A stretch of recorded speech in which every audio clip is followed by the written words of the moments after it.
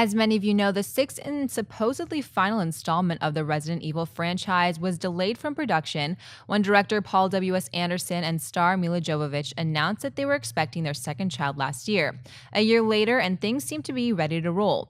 Jovovich took to her Instagram account to post this picture and said the following: "Well, the moment so many of you have been waiting for is finally here, where I can tell you that it's zombie killing season for the Jovovich-Anderson clan. Here I am getting my face cast made for Resident Evil, the final chapter. I leave for South Africa tomorrow to start prepping for the movie. Christian, buy or sell Resident Evil, the final chapter." I sell it, and if you don't want it, I'll give it to you for free. I just don't care. I don't care about this movie. I don't care if you told me that Daniel Day-Lewis was going to be in this movie. I don't care. But she's not talking to me. She's talking to the hardcore fans that are waiting for this movie. So if I was a hardcore Resident Evil fan, I would buy it. But the slow motion, hey, look at this, the blade in my face. Because that thing happens every trailer. That'll happen again.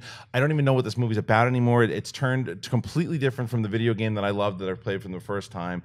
It's a 3D trick now. It's like, look how cool. The 3D is always pretty cool in these movies. That's what they go for. But there are these hardcore Resident Evil fans that should be excited for the next installment in their franchise.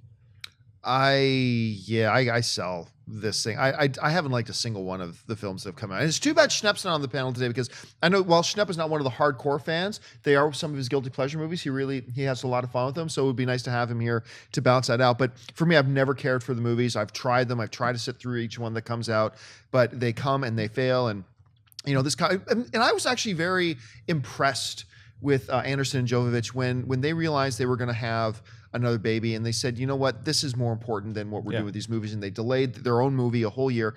I thought that was the right move, but it doesn't change the fact that I don't think these are good movies, nor have I forgiven them yet for what they did with the Three Musketeers.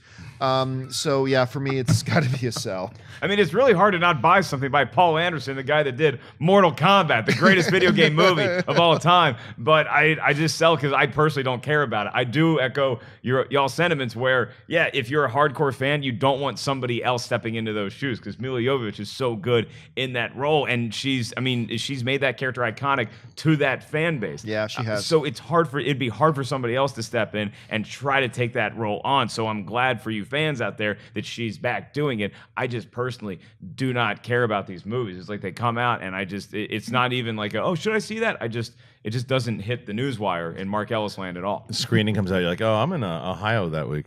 I book my gigs around Resident Evil movies coming out.